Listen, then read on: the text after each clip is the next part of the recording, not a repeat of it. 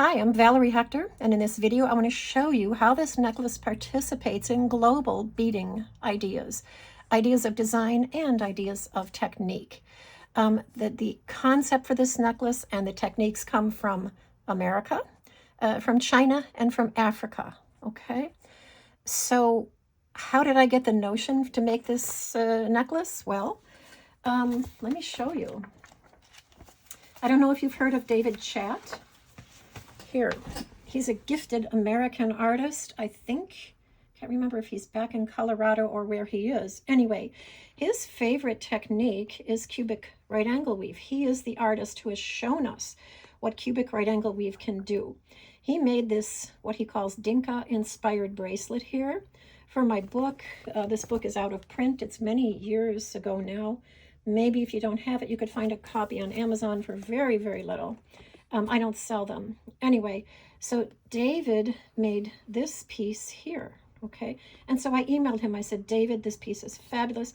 Would you mind if I just, borrowed the concept of this zigzag necklace in cubic right angle weave here? Is it okay with you?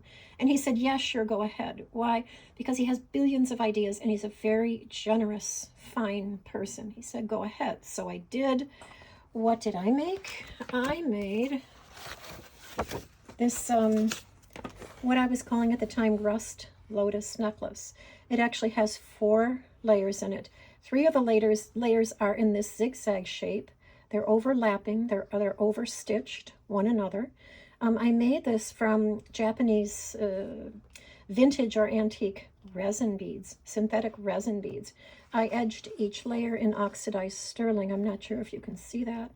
And added these cubic right angle weave cubes to kind of evoke the notion of seeds, of a lotus having seeds, because it's a so-called rust lotus necklace.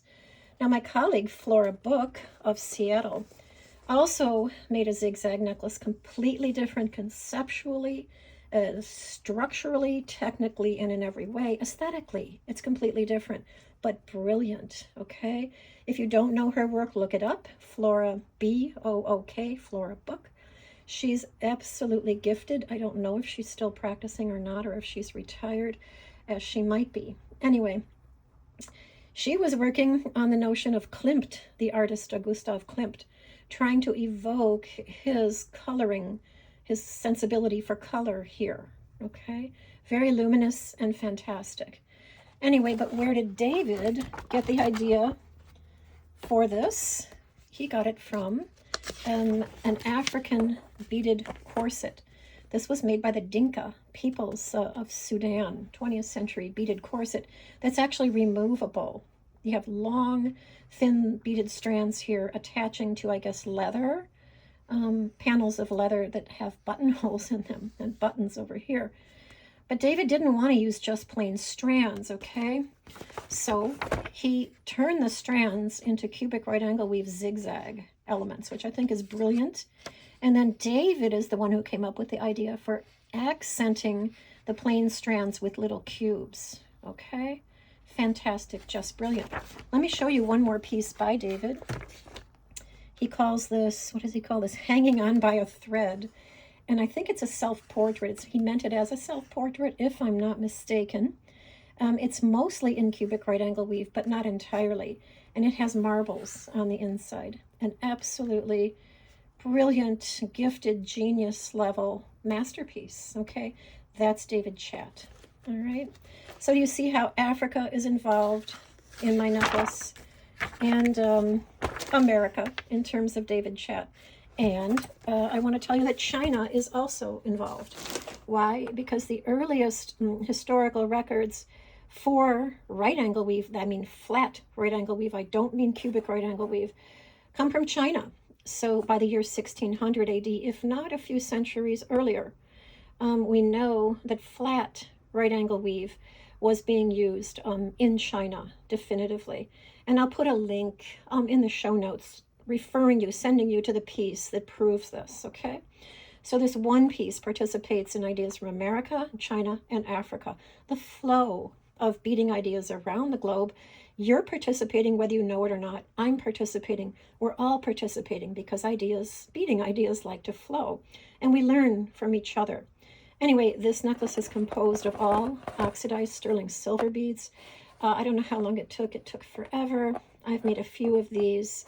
I had this clasp, these two clasps, cast, professionally cast, because to be honest, I was so tired of making them at this point. In the beginning, to figure out the design, I hand fabricated each clasp out of sheet sterling, okay?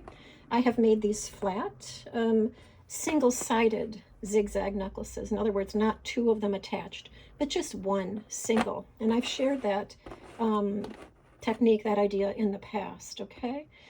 But anyway, this only has 3 layers because 4 in sterling would be too heavy to wear, okay?